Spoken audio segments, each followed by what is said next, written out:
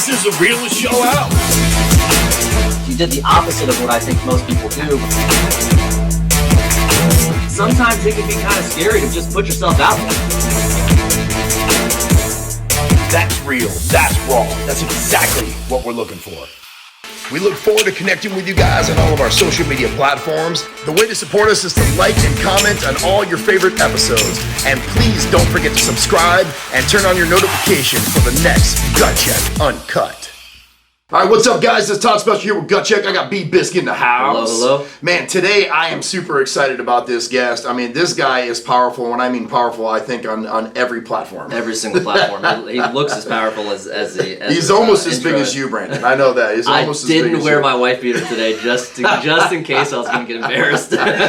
Well, Tu Lam is the CEO of Ronin Tactics. He's a retired Green Beret. He was born in 1973 after the fall of Saigon. He went to Indonesia as a child, and by age 8, he found his way to the United States at Fort Bragg. At just the age of 10, the influence of his surroundings knew he wanted to become a Green Beret. He served 22 years and later would develop Ronin Tactics. Ronin Tactics leverages from former special operations veterans that are extremely qualified in marksmanship, direct action, personal recovery, security, executive protection, and trauma medicine. Some courses that he offers is tactical carbine, pistol, and we'll get into all that stuff. But this guy, I feel like the list could have been like 9 miles long. Yeah. And this is just a very, very small piece of who he is. So let's just welcome Tu Lam to the show. What's happening, Tu? Hey, good morning, guys. How's it going? Doing well, brother. Doing well. I'm sure when you hear that list, you're like, man, I did all that shit. So, so tell the world. I mean, if they don't know who you are already, they got to be living under a rock. But I mean, can you tell us a little bit about who you are, man? I mean, you have a massive following. You are big into philosophy. I know you talked about like Laozi and all the Eastern philosophy and stuff like that, but you seem like an amazing human. I don't know you personally, but we do pretty good research when we pick guests to be on our show. We are super grateful and honored to have you here, but I'd love the world to know a little bit about who you are. Yeah, This meeting is being recorded. My name is Tu Lam. I was born in South Vietnam. Immigrated to the United States at a very young age, escaped genocide, and made my way into the Special Forces, served 23 years with special operations throughout different assignments, retired, spearheaded my own company, Ronin Tactics, where my wife and I, we travel around the United States teaching major law enforcement. When I say that, it's NYPD, Miami, Dallas, those major metropolitan areas. We teach a lot of those. We teach civilians. We teach military on the arts of Budo. And when I say that, Budo is the art of the martial arts of combat, gunfighting, knife fighting, tactics. All of it, all the stuff I did 23 years. And, we're a Call of Duty character, or a Ronin. I love the name, by the way. I love it. It was the coolest name ever. Like, that guy's a genius. Yeah, so they, gosh, man, it's a blessing, I'm a Call of Duty character as Ronin myself. The background mirrors my whole career. I also co-host on the TV channel, the History Channel, for Forged and Fired Knife of Death. We're very involved in fundraising for against bullying, and we go around the United States and we teach and we motivate and we help educate the world, through a warrior's eyes. Yeah, that's amazing, man. I mean, I came from a very humble beginning from streets, and I'm obviously have one millionth of the skill of anyone that is in your shoes. But a lot of this, I was talking to Brandon, before the show, and I said, how cool is it to know that you can go anywhere in the world and look at anyone and go, I could kick their ass. I said, but I mean, you're a lethal weapon, right? You've been trained properly, and I see the knife videos and the gun shooting and all the stuff that you guys do that I don't have a clue about. It's very cool, but I would imagine 23 years in that. I mean, obviously you're a very in shape dude, you got to be physically able to do the stuff that you do and feel comfortable doing it. I know me, I wouldn't, right now if I went to one of your, I'd be like, I'd just fall over. I'd be like, zero training to do. So do you deal with regular people like ourselves? Because I know it's really, you said just, combat veterans and stuff like that. Is that strictly outside of obviously doing the trainings for police and other, military? Do you deal with just regular people like myself? Oh, absolutely. We teach what we call ninja camp, where I go into 3 days of hand-to-hand combat training, blades, impact weapons, it's just street smarts. I talk to the civilians about, hey, if you find yourself in this apartment and you're reaching for a blade, everything else went wrong, right? All your surveillance, all your counter surveillance, all your trade craft, street craft that I teach, right? To a wash down level for civilians. I teach that. I teach the street survival aspect because, I was a 210-pound Asian working in some countries that I shouldn't have been in, doing some stuff that was highly classified, and I was the prime target for kidnapping in some of these countries, so that comes with a level of education, street smart, lethality, and understanding when to employ it. I'm curious, someone, and first and foremost, I appreciate your service and everything you do. Someone like you who both has training to where you can technically be literally called a lethal weapon if need be, but also someone who is so into philosophy and happiness and kind of some of the Eastern philosophy stuff, mindset, things of that nature. You have this amazing balance. I'm curious what your thoughts are of that classic bullshit tough guy attitude with, some drunk asshole downtown or some guy on Instagram who's, flexing, thinks he's a badass, who hasn't even been through, 1/100th of what you've been through in your life and also has zero training. I'm curious what the philosophical side of your brain too, kind of how you see that and how you would address that in real life. My path as a Ronin, my path as a modern day samurai, and samurai means to serve, right? So I knew the way of Bushido, the path at a very young age. When I say the way, is the path of a warrior. To truly encompass the whole essence of a warrior. And a warrior it shows compassion to others. So when others are tough and they want to flex around me, I let them. It doesn't matter, right? So the thing is that will get them killed. And, if they're my student, I'll let them know that. If they're not, then I wish them well. I wish them happiness. But for me, it's about living a complete life as a warrior, and showing compassion. So I know my level of lethality because I had to go there in body and mind, in war. But when you have tough guys that haven't seen it, I'm happy that they didn't see it. Yeah. Cool. We have a friend of ours, John Burke, he's an MA guy. John also does very similar stuff, tactical stuff here in the Orlando area, and goes into police stations as well and teaches people very similar stuff as you.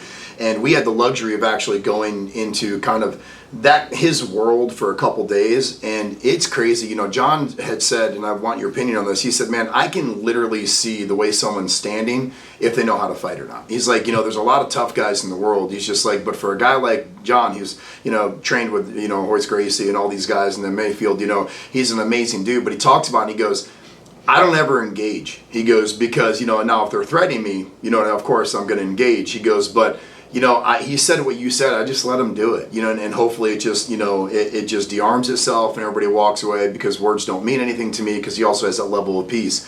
We talk about peace and compassion for you. I was watching one of your videos that really, really hit home to me. I'm a motivational guy, but I'm also emotional, right? Like I always tell people, I feel like I'm not afraid of anything, but I also cry when I watch American Idol, somebody wins, right? Like I'm an emotional guy. Talking to you, you are such a level-headed, really cool guy. And I watched you as you were in this video, and you were talking about the past when you served, and how that if you guys had a longer than 72-hour stint, that they would, pretty much give you guys Adderall to keep you awake. And you talk about getting hurt, and you're like, man, people wonder if they're going to get hurt. You say, no, they're going to get hurt. They're going to get hurt in the military. And then they would give us like Ambients and painkillers and stuff like that, and how you kind of became dependent on that. One of the parts that really hit home was when you had said, you're like, I hated myself. I hated war. I hated who I was becoming. Do you feel like a lot of what you felt, and to veterans that have served graciously for our country, do you think that's directly related to any PTSD and like the drugs and stuff that they were given during the military? And how do you think that affects them after they leave the military? In World War II, it was called shell shock, and then it was called battle fatigue, and now it's called PTSD. It's always been there. If you read about ancient warrior culture, it's always been there in their coping mechanisms on how to do things. But for me, it was about finding my higher purpose in life, and it's not war. War was a delivery system that I used to get into countries and battle for the enslaved and free the oppressed, and for me, I was born out of that. I was born in war. I was born into genocide. I lost my country. I lost my family, and God has put me into the hands of warriors, and they have guided and molded me. And I found the way, which is the Bushido Code, which dates back to, wars dating period Japan, right? And that ethics and that code of higher living has died away with the modern day society. But I realized being born in that culture and facing racism at a very young age, I realized that there's a higher purpose in life. And I'm going to speak this to the veterans here. What we've done in combat and war is a very nasty thing. You see the worst in humanity, but do you want to live like that? When you get out and the energies that we need to use as weapons, like hate, right? Do you want to live with hate? Because I can tell you, man, like when I got out of the military, I was highly dependent on drugs, right? And the reason why was because, I fought 14 and a half years of war, 23 years special operations. So I have injuries, and I have been around the world, 27 countries.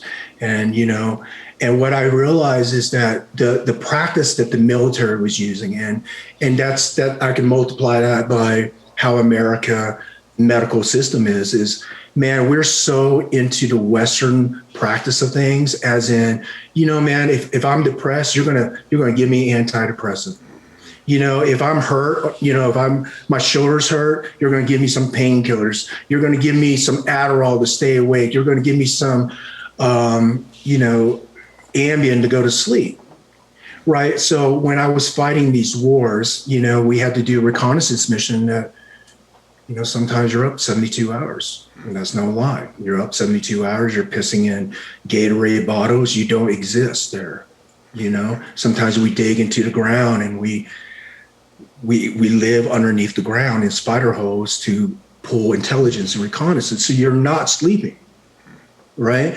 And you're not eating, whatever you carry in. And our backpacks weighs over 100 pounds because of ammunition, water, and the communications that we need to employ these things. So what I'm saying is, guys, like, the doctors gave us, medication to stay awake, to go to sleep, to feel a certain way. And there was a certain phase in the war where, I did lose friends.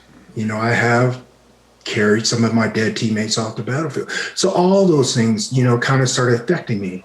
And not just that, the cruelties of the world, seeing innocent people murdered for no reason but hate.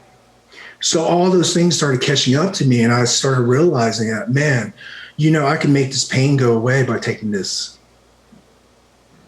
Right. So it became more of a wall of chemicals to block off the realities of the world, which was, in my world, was very cruel, but I didn't want to live like that, man.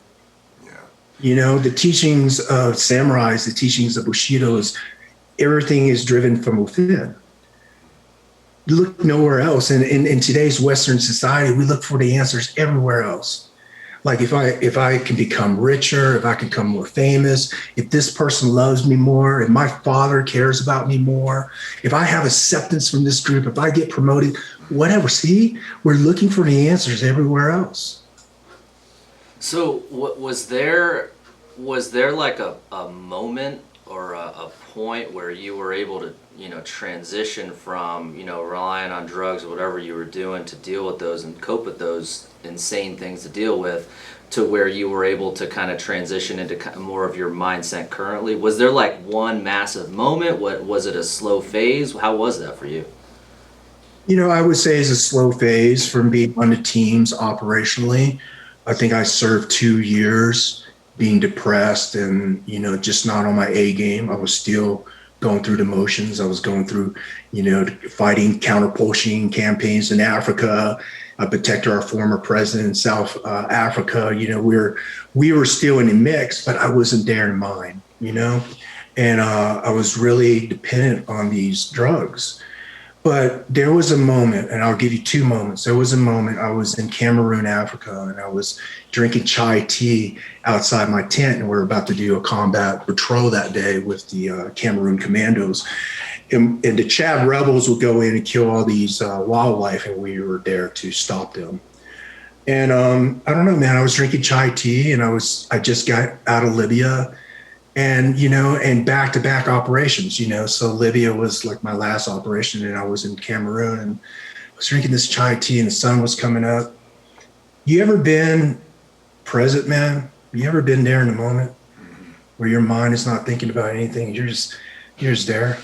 It's a beautiful place, isn't it? Yeah, it is. Well, I was there, and I haven't been there in a while. My mind has always been at these places of trauma in my past, it's just really my mind was trapped. So I was drinking chai tea, and I remember I carried a notebook with me, like a samurai. I always write and draw about life, and always, just try to find deeper meaning in myself. And I wrote the word peace that morning. And then, we wrapped up, and we did combat patrols that night. And then, I thought about it again, and I want to talk to you about this philosophy. Lao Tzu was the founder of Taoism. Taoism means to live in harmony with the universe. Lao Tzu was born roughly about 400 BC during war-stating periods of China, where it was normal to rape, kill, murder people, and enslave them. Lao Tzu was a monk, and he spoke of compassion and peace. And he wrote the words that helped me move past the energy of war. He said that a journey of 1,000 miles began with a single step. Now let me explain this. I took these steps multiple times throughout my phases of my life. When I say that is, think of something that's so important to you in your life right now, right? It can be something so small as, call my parents. It can be something so big as, this is the human being I want to shape my life into, right? And when I got out of war, I was this really highly trained individual, but really messed up, just really depressed, right? Saw the worst in humanity, fought for it, just seen the worst in life. And multiply that by being born in war. Is my whole life was war, up to this point. And I thought about Lao Tzu and what he said, Taoism. And I'm a Christian. Taoism has nothing to do with religion. It's just to live in harmony with the universe, right? And the universe to me is God. And I tell you, man, I wanted to be something different. So you asked me what was that point, right? Because I want to tell the viewers this, is that you would never change until you hit that rock bottom point. See, I could take a lighter and I could put it underneath your hands. Unless I light that fire, you're not going to move it. There's no pain there. And I was so much in pain, I didn't know what to do, right? I had no purpose anymore. That was the reason. Here I was, a Green Beret, fought for the enslaved, fought in 27 countries, and now I had no purpose. What's my purpose? And I was depressed, right? Yeah. So I didn't know what to do. And I was a drug addict, right? So, man, I was just so messed up. And I was sitting at home, and my wife, she's this big time, she has a master in accounting and business. So she was managing all these people at this high, big end, corporation. And here I am, a 23-year commando, just laying in bed all day with the shades down, and I didn't know why. I thought I was just tired, So I had the blanket wrapped around me, and I was sitting there watching a TV that's off. And, I don't know. I just started wandering around that dark house, right? And I wandered around, and somehow it just led me down to my office. And, you know, I didn't have, it wasn't planned, you know, it's just something walked me down to my office. And I'm a big reader. I collect a lot of books, especially samurai philosophy books. And I opened up my cabinet and I reached in and I pulled out the Book of Five Rings by Miyamoto Musashi. He was a Ronin, if you guys don't know.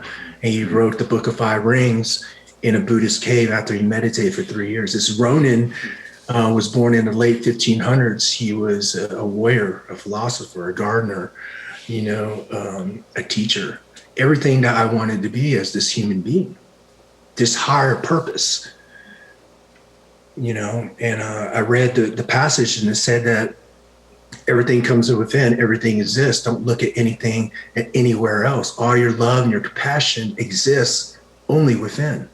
Look nowhere else. You know, at that time, I was looking for the answers everywhere else, you know.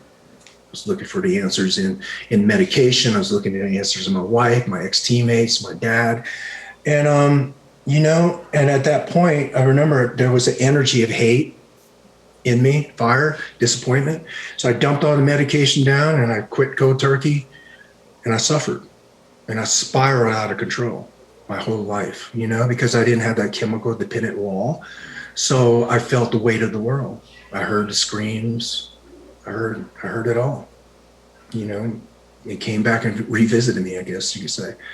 So, you know, I went to the doctors. I was obviously depressed, and he gave me some more antidepressants. You know, this is where this is going, right? And I came home, and I remember I was sitting there, and I was looking at these antidepressants. I wasn't on anything anymore. I was suffering from withdrawals. My body ached, right? Because I was withdrawing from opiates. And I don't know, man. It was just, to me, it was like this spiral of medication again. So I dumped that down the toilet and I Googled mindfulness meditation. And, you know, being a Green Beret, I travel around 27 countries. So I have meditated with monks. I've been to Tibet. I've been to Northern India. I've seen the creation of some of these places, you know, and I've seen some stuff that will probably freak you out as a human being, you know, in that world. The mind is a very strong thing where I could see a guy sit in fire. That's great. You know? So I've seen all these things and the practices of it, and now I'm really messed up, man. And I wanted to go into a more Eastern mindset, philosophy versus a Western practice of meditation. So I just closed off the world and I practiced mindfulness meditation. And I practiced that for 3 years. I failed for 3 years. I practiced it for 3 years, and eventually it started sticking, and I started living in the present moment, right? And then during that process, I started sharing my experience with other people because I was in this better place, and I was finding myself again. And I realized that, man, there's so many people out there that are hurt, that are hurting, you know. And I have this certain unique perspective in life of war, right? As a warrior and a child being born in war, and a child that faced racism growing up because that was a racist time. But I took all my life struggles and I gave the energy of hope to others. When I say that is, I look back on my whole life, all the struggles, even the addictions, the war and all that. And to me, that gave me insight that a lot of human beings would never see. You know, I could say that majority of 3-year-old boys don't float around on a boat in the middle of the South China Sea without dying, you know? And that was my first taste of life, you know? And basically when I got out, I was heavily addicted to drugs and I did not want that anymore. And I got over it. I got over it by focusing on self, which is develop my internal strength again. You know, and I feel like in today's society, we look for the answers everywhere else. You know, there's an old samurai saying that, you know, we invest a lot of time into our health. You know, health is a very important thing because life is important to us. But the very final moments when we have to give up this physical life, there's nothing more important than being a good human being. I got to tell you, man, I personally can sit here and talk to you for hours. Like, I love the stories. I love this philosophy. A lot of what you said I've never heard before. I hope the viewers and listeners that are, we're going to be it's going to be on 19 different podcast platforms and on YouTube. And I hope every single person listens to these stories and does not turn off, because what I hear from you is a lot of, you have to be happy within before you can help other people be happy. Is that pretty much kind of sum up what, you talk about peace and, the samurai way? It sounds like you have to have a very strong mind, a very peaceful mind. And if you're not truly happy, it's very difficult to keep other people in your presence happy. Is that fair to say? Yeah, I mean, Confucius said, if you study Confucianism, Confucius said that if you want to make a world a better place, it starts with you.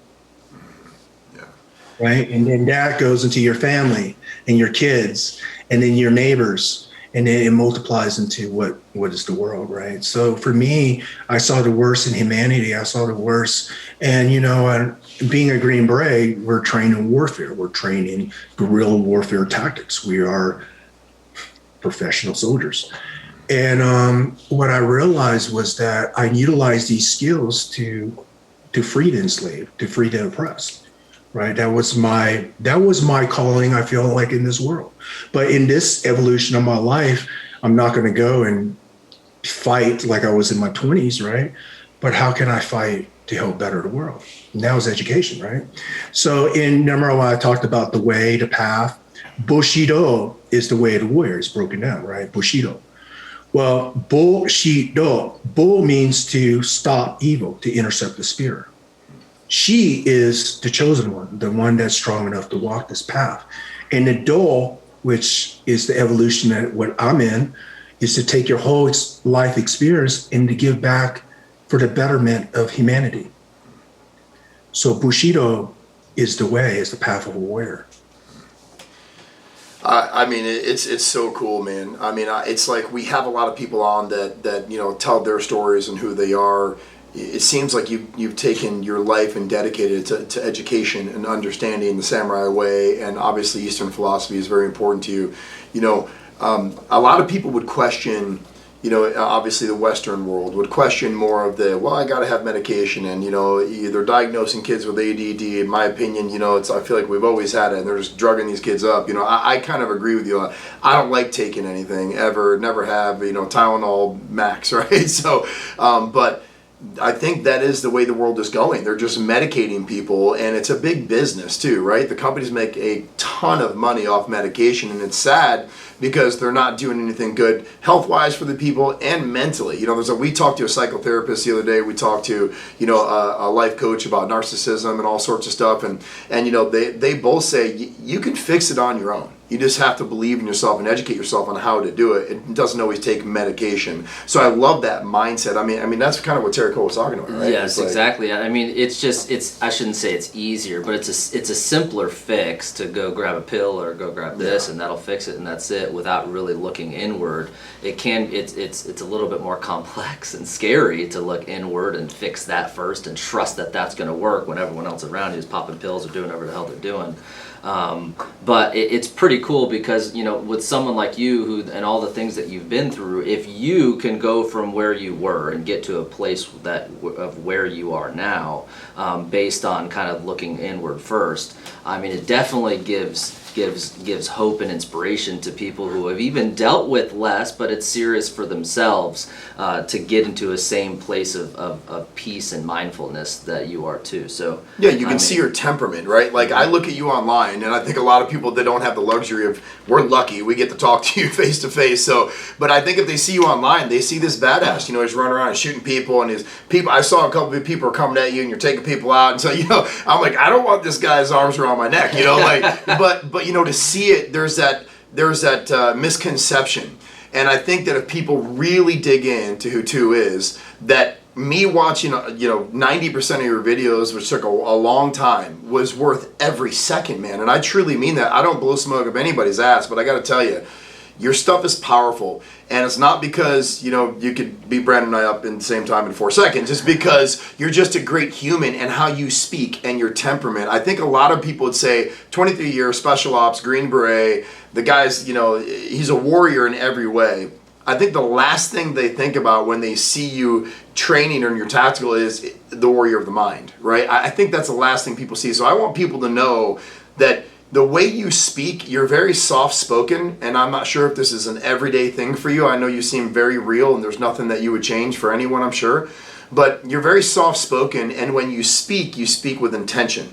You know, intention is so pure because you can feel it. I can feel it anyways. Like when you spoke and told your stories, usually we want to talk and we want to go back and forth. No, I just want to shut up and listen. That's a gift too. So I want to thank you on behalf of everybody, man, because I love what you're about. I love you even more now. And all that stuff is cool to watch, and what you've been trained on is amazing, and you serving for us and what you've done, we could never give you enough thanks back for.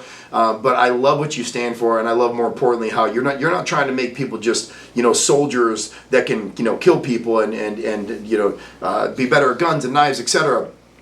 You said at the beginning, I know, and I think it was before we started recording, but you said, I said, do you deal with just like an average guy like me? And you said yes, because if you're in your home and you reach for a knife or you reach for a gun, you failed in so many other categories first, right? Because, you know, for a guy like me, it's like I hear my alarm go off, I grab my gun. You know, it's like, you know, Tu's like, no, you missed the first 11 steps, right? Like, I would love this. Where can they go to find you, and how could a guy like me get involved with Tu on a more regular basis, man? I mean, I'm dead serious, and we don't just promote to promote anybody, but I'm very serious about this. I would love to learn more about what you do. Tu, I'm not a fighter. You know, I got tattoos and I look like a tough guy. I'm far from it. But me too, right? Yeah, Brandon's definitely not a fighter. but we would love to know how to get in contact with you to do your courses. I mean, because dude, you have a ton of courses out. Can you tell us a little bit about the courses and where people can find you? Yeah, you know, the course, you know, I run different level courses. A lot of the courses lately has been law enforcement and military, just because they book us out years in advance. And they're more of the tactics and strategy side of it, a lot of gunfighting stuff and their side of the house. Civilians, we teach them pistols and carbine, but I give them the mindset of their world, right? So I'm like, look, man, you know, I'm a 23-year commando, right? And I'm not asking you to kick in the door and kill some bad guys. Right? But what I'm asking you to do is effectively put that weapon in battery and be able to understand your offsets on your holds at close range off your optic, and understand ballistics and where that ballistic's going. Understand strategy, lighting, noise discipline, understand quick engagements. And that's what you need as a civilian. But I put them in the mindset of, you know, situations that I have been in, you know, survival situations. So I put them in these mindsets. You know, the knife fighting, it starts off with hand to hand, but it's a lot of philosophy, you know, about compassion, about the warrior's mind. And I teach that first, and then I go into lethality. My energy do change, just because they have to see Ronin. You know, they have to experience that energy. So I release that energy in my classes. It could be intimidating to some, but I feel like when they walk out the other side, they have a deep meaning in themselves. Like if I say this, I'm like, hey man, you know what? Draw the pistol, go from position 1 to position 4, full presentation, fire 1 round on threat. Well, there's a lot of things going on in your mind. You have to pull the gun out of the holster. You have to bring it into proper position. Then your mind has to then focus, front sight focus. Then you have to side alignment, your breathing. All these things are going on subconsciously. And then multiply that by later on the course, you're at an accelerated heart rate of 160. Because in combat, I put a heart rate monitor to me, and I studied my body, my physiology. And my physiology in gunfights was about 160. And that's a highly trained, physically fit guy, right? So do I still train that way? Yeah, I train with heart rate monitors all the time. When I run in the morning, when I power lift and stuff, I'm getting my heart rate, and then I perform fine functional movements, right? fine functional movements like a blade, a gun, whatever I need to work on that day. So I teach them that methodology, right, of how I kept alive in combat by understanding my physiology and how to morph my body into a weapon. Because, I say, hey, man, you know what? Here's a knife, right? And here's a gun. Think you're lethal? Yeah, you are lethal. But you're only lethal to a certain point because that weapon is not part of you yet, right? So that gun, it's truly a part of me. It's like me flicking on and off a light switch. I don't think. It just subconsciously happens now, right? So I try to teach the students to a point of Mushin, which is the point of no mind. When all thoughts and emotions are eliminated and truly your training kicks in. The samurais, they practice to a state of Mushin. The MMA fighters nowadays, they practice to a state of no mind, right? So you have to clear your mind and be able to read the situation, and all these gun mechanical skills, you shouldn't even be thinking about it. You should be thinking about the situation, and everything just happens. Right. So that's why I try to train. It's a different philosophy, it's a different mindset. Let me explain this so people understand where Ronin's coming from. Right. Hey, look, guys, Ronin came to me, the path, the way came to me in my darkest hour, in my weakest moment. When I was 8 years old, I was getting bullied and I was being picked on. It was very racist times back then. My mother and father just got divorced. I was adopted by my stepfather. He was an American Special Forces Green Beret. I went from zero discipline to a life of discipline overnight. When I say a life of discipline, 4:30 in the morning, pulling up the flag, hand over your heart, national anthem. You do physical training, and we had schooling. And we had to work after school. So it was a very regimented life. 8 years old, that was really hard for me, right? Even though I love my stepfather, it was just hard for me. And I miss my father, right? Any child, right? Going through divorce. So my mother brought in this cardboard box and she said, hey, this is from your father. And I didn't know what to think about it. So I sat in my room and finally I had enough courage to open it. And it was like the VHS tapes, remember those things? And I pulled, it was written in Vietnamese. I didn't know what it meant. And I pulled out one randomly. I threw it in the VCR. And the first tape I ever saw was the Art of Budo, which was the Budo, if you guys don't know, it's the samurai art of combat, right? And it dates back to war-stating periods. But along that comes a higher purpose of living, the way. So at 8 years old, I was introduced to this higher purpose of living, the way, right? And guys, I was getting beat up. I was getting bullied. I didn't know, and all I knew is I wanted to live a higher purpose. And because I was indoctrinated into a special forces life, I knew that was my path, right? So if I'm able to give that strength, right, that came in my darkest moment, my moment of weakness, right, when I was lost and defeated in life, and give it to others that are suffering out there, then, hey, man, that's the way for me. That's the path, right? Because in this evolution of my life, it's about bettering the world, bettering humanity. And we can only do that by bettering our minds or bettering ourselves as human beings, right? It's like, again, listening to this and just watching someone of your stature and who you are as a person and such a massive entity in today's world that I think is so much needed. I will say this, that one of the last parts, that I enjoyed most about watching your videos, the question you said, nothing else matters to me, the wealth, the health, everything. It's did I live a good life, right? I'm going to tell you this too. Ronin Tactics is teaching people to understand that inside they can live a good life, and it's giving people hope, man. I get it in just a short conversation with you.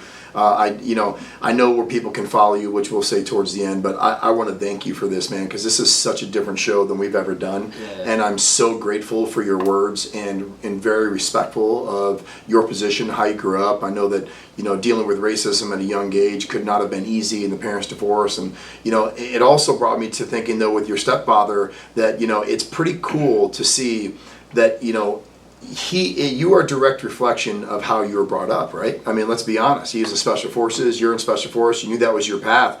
I think these days, that respect level is taken for granted. And I don't think a lot of parents were thinking the way your stepfather was. And of course, I don't know the whole story, but obviously you raised an amazing human. But to see that path as parents and guiding you as your stepfather to go down a straight path to say, hey, listen, this is the way to do things. And that has morphed you into this person, man. I want to also thank your stepfather and your mom and dad for, obviously, every moment of your life shaped you to be this person. So I personally cannot thank you enough for this. This is one of my favorite shows yet. Yeah, man, that's cool. Like you and I, we've done like some tactical training with weapons and stuff like that, and not to bash any other courses or anything like that, but I was going to ask you, and you answered it anyways, if you bring in that kind of that mindset and that philosophy into even the tactical training portion. And I don't know how many do that or don't, but I'm glad that you do, because we've done ones where you don't have that. It's just the get into position. It's the Boom. 4 positions that we didn't know about. The thing, guys, is that, when people say, what is the martial arts of gunfighting? You talk about martial arts of gunfighting. What does that mean to you? And I say, if I'm a singleton on an open field with a carbine, and I'm looking to my 12 o'clock, and I'm looking to my 9 o'clock and my 3 o'clock. 1 foot movement, now I have my rear covered, right? So it's a lot of foot movements, a lot of body positions, a lot of shifting of weight, very martial art based.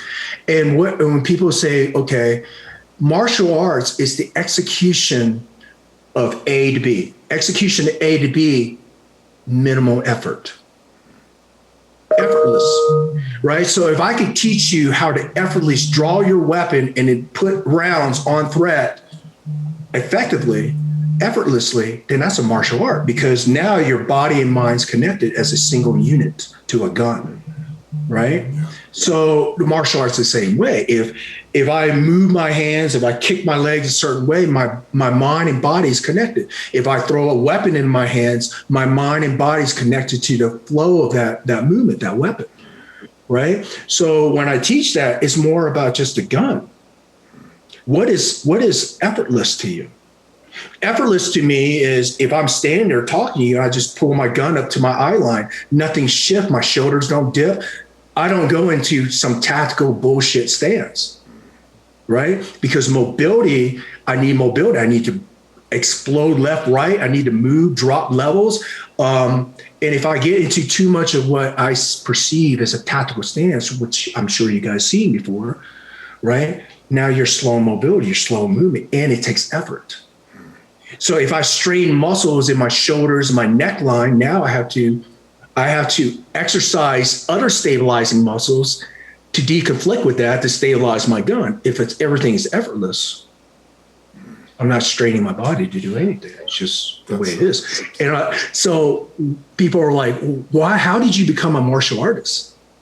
Well, the other 3 tapes were Bruce Lee tapes. That's cool. But that's why you see me talk about philosophy all the time, because he had such a huge impact on my life growing up. I'm like, wow, this guy is a martial artist. He's a philosopher. He's a movie star. He's this.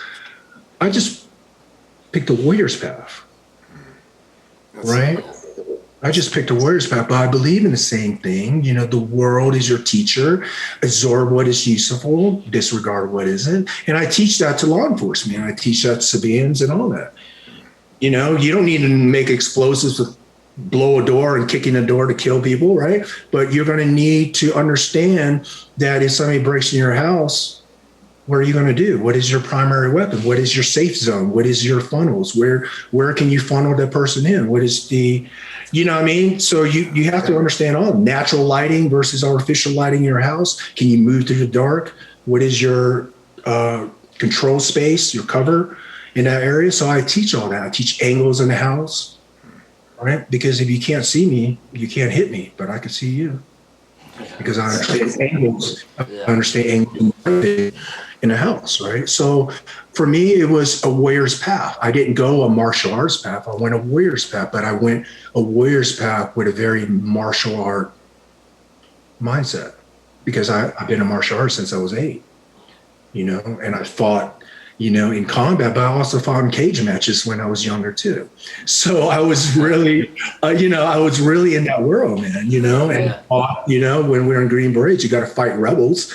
Right. When I say that is if I train you as a Green Beret, if you're a rebel and you fought against, I don't know, pro-Gaddafi regime, you overthrew the government, and now you're recruited by the CIA, and then Tu Lam has to come in and train you to go into combat. Well, there's some attitudes there that first day.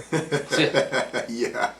Right? And, and unfortunately for me, being an Asian team guy, I get looked at different. Yeah. Right? Than the average white boy. I get looked at different. So I have to make my mark. I have to knock them out. Yeah. So we fight the first day usually, and I'm always the guy who gets picked on to fight. So, I have a hard time just believing that, but I know it happens. I think if I saw you, they bow up, right? You have to train these guys now, right? And they've been at war for, 15 years. Some of them are born into this war. And now you're training them to be this super commando, right? They're like, who the fuck are you? Yeah. Why are you training me? You know who I am. I fought against this, and this. So you knock them the fuck out. And then once they come up, then they start respecting you. Yeah. For sure. Right? Yeah. Because that first day is all about the warrior's class. The warrior's class is a different breed of men. Yeah. They always say that, you can't train someone unless you've proven that you can do it, right? So obviously that's a lot of what you're saying. But last question for you. Bruce Lee at his prime. Tu Lam at his prime. Who wins? Different war, different environment. So I have hop in a cage. Who wins too? Let's think about Bruce Lee. You're the most humble guy in the planet. Bruce Lee's a $110. You're that are like UFC fucking champions, right? And they're badass dudes, man. And they're like, "How do you think you're going to last against me?" I said, "Okay, let's dissect this a little bit more." If I go in with gloves, right, and into a cage match, you're going to whip my ass. You're a fucking professional fighter. Yeah. But let's put you in the real world, which is 99.9% of the world. Yeah. If I put you in the country X, and Tu Lam is going to go in and kill you, you think you can stop me?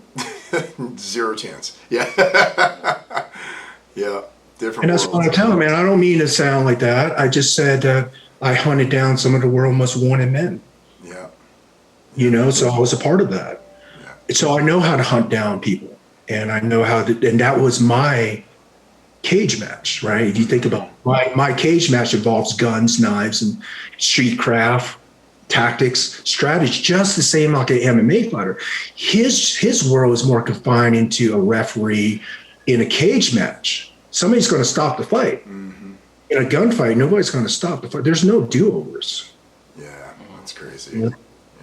So curiosity, I know you said last question, I'm going to just ask one, because I know you mentioned that you're big into books, you collect them and everything like that. I'm curious, if you were to suggest one single book that has shaped your current mindset the most that you would tell people to read, what would that be? Book of Five Rings, right? That saved my life. But the thing is this, I first read the Book of Five Rings when I was 13. And people were like, what? That's not normal reading. I did my thesis on The Art of War by Sanju, in high school. I was always in this war path. When I say that, it's not a war path. I always was drawn to the warrior lifestyle, right? The warrior mind, because I felt like as a human being, man, that completes me as a modern day person. Like if I want to be samurai, this is the closest I can be to being a fucking modern day samurai or ninja, right? Ninjas conduct reconnaissance back in the day, right? They infiltrated covertly. Well, I free fall into countries. I, infamously insult. So what I'm saying is we're kind of like that modern day era. But the thing that separates me is that I have the the mindset of the ways of the old, warriors of the old, right? Like Musashi and, all these philosophers. I truly believe in it because I was raised underneath that. I was raised underneath that philosophy. That's cool. I'll definitely hit that up. Well, no question. Dude, thank you so much, man. I know that we're kind of getting into your time, and I appreciate you so much. I'm going to tell you this. I secretly, not to Brandon, but I was like so excited about this interview and to really just to get to know you as a person, man, because I think a lot of people, again, see all the fluff online and they think it's this and they think it's that. Dude, you're just a cool ass human, and again, I want to thank you for everything that you've done. I want to be a part of what you do, guys. You can follow Tu Lam at all of his social media platforms at Ronin Tactics, and also go to ronintactics.com and check out his YouTube stuff. You know, I typed in Tu Lam on YouTube. It was amazing. I mean, you've got such really amazing content out there, man. I know you're going to be putting out more. I promise you this: Brandon and I want to be a part of what you're doing. We are going to stay in contact. For guys like us that are just average civilians that really want to learn, we had a great time. We took one tactician. We've taken tactical training. I think that was a little excessive, but we took about 45 minutes of one. But it's cool what you do. That's the thing, though. It's so cool what you do, but the meaning behind what you do is even more. That to me means everything. Why you do it. There's a lot of people out there that do very similar things to what you do that are just a hardcore badass, and I'm sure in your world, like you said, when they have to meet Ronin, I get it, I understand why, but just knowing who you are just makes people want to be a part of who you are and what you do. So thank you so much, man. I appreciate you for being on the show, and Big time. I love the show, man. Thank you for every second you gave us. You're an inspiration. I want to leave something to your followers, you know, and the reason why I say this, guys, is that, you know, in today's world, you know, we're going through it in America, right? And it's, you know, we can either divide our country or we can come together as a country. And what I'm saying to you guys is that, you know, I've been in 27 countries. I've been in lawless countries, lawless lands where murder is the norm.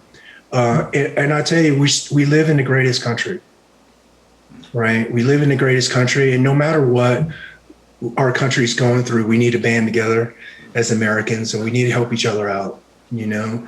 And no one race is better than the other, right? God created us all equal, right? So every person matters in this world, and if we need to help out the world, and we need to make this world a better place, and it starts with you. 100%. It's a message we're going to spread loud and clear, brother. And again, thank you so much. Obviously, their words aren't enough for what you and everyone that has served has done, and the risks that you've gone through to provide for us in this amazing country. So thank you so much again for that. And hopefully we'll meet again very soon. And God bless you, man. Please give love to your wife and the family, and know we're massive supporters. So. Thank you, brother. Thank you for your time. Good night, bro. Thank you, brother. Bye-bye. So, I know we keep saying this, like the best show. Our shows, and I'm going to brag on Gut Check Uncut for a minute. Yep, I'm going to do it. Our shows are so inherently different, right? Like they're not the same. And the people that we have the luxury of having on our show just all have so much massively powerful content to spread love and peace and compassion in the world. This is the guy. I mean, he talks about like body movement, and you know, he talks about how to be present and ready, and how he works with civilians and not just veterans, because he wants you guys to be tactically ready for life. But one of the big things I took about it is that his Eastern philosophy and what he, you know, loves to study and has studied since he's 8 years old, it's about having peace and compassion with who you are first. If you're not peaceful, if you're not happy, how can you help create peace and happiness for other people? Yeah, he is the epitome of a combination that I've really probably never actually seen or spoken to, of the training, and his background is insane, and he could literally kick anyone's ass on planet Earth, but also has that like cool, calm, collected, meditated, philosophical, soft-spokenness about Which is him. also That's scary as shit. Scary as shit. Yeah. 100%, dude. That's what I was just gonna say. It's like, so yes, the one thing I love about Eastern philosophy, and then 2 seconds later, it tears your whole throat out. Yeah. Like rips out your fucking spine. Yeah, like it's just gone, you know. Yeah. I loved how we get a little bit more energy out of him at the end, you know. He started cussing a little bit and getting there, because he is a Christian, he's a great human being, but I love seeing both sides, you know. And I got to think, Brandon, I mean, you might be able to take him. I've seen you mad drunk downtown. He did say that there's different practices, and he would be good in overseas, and a cage fighter, Bruce Lee guy would be able to kick his ass. So listen, I've got my own thing. What's your thing?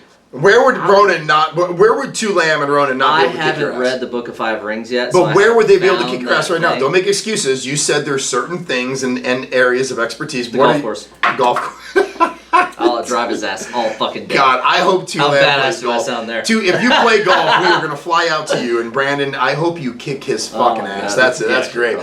But, you know, one of the things he said to me, like getting back to Tu, is that one of the best quotes I took from this, he goes, I took all of my life struggles and gave the energy of hope to others. I was like, damn, like that's just powerful. Like if we could take everybody's story is their story. Tu took his story and he wanted to give the energy of hope. That is so powerful on so many levels, because I think there's a lot of people out there question whether they should be here, right? What's their purpose in life? And he kept saying, I didn't have any purpose. I needed to find purpose. And once he got off the drugs that our military had given a lot of these guys, and I loved how he kind of said, you know, it was called shell shock back then. It's PTSD now. It's been around for, it's always been there. You know, stop medicating yourselves, get your mind right, and you can just heal in so much more positive ways, right? Yeah, yeah. But the cool thing is, like, I know you mentioned all of our shows have been different, which is, you know, kind of, I guess, by design to a degree.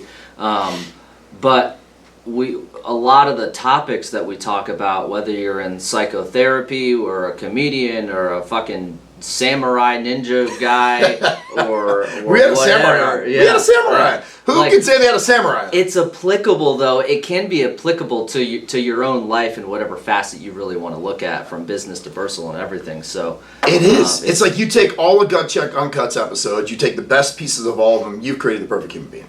Yeah. As long as they listen to us. I mean, I think we're the best piece of all. As long as you subscribe and like and fucking do all that other bullshit you're supposed to.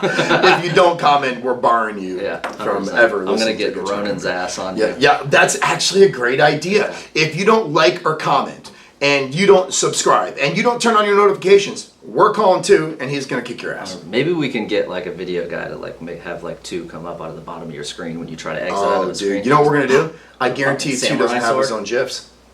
Oof. We'll make 2 GIFs, and we'll tie it into Gut Check. And everything we do, then we'll give 2 royalties for beating people up that don't subscribe. Very strong. Love that. See you guys in the next Gut Check.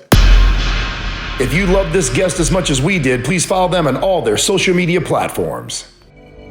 The way to support us is to like and comment on all your favorite episodes. And please don't forget to subscribe and turn on your notification for the next Gut Check Uncut.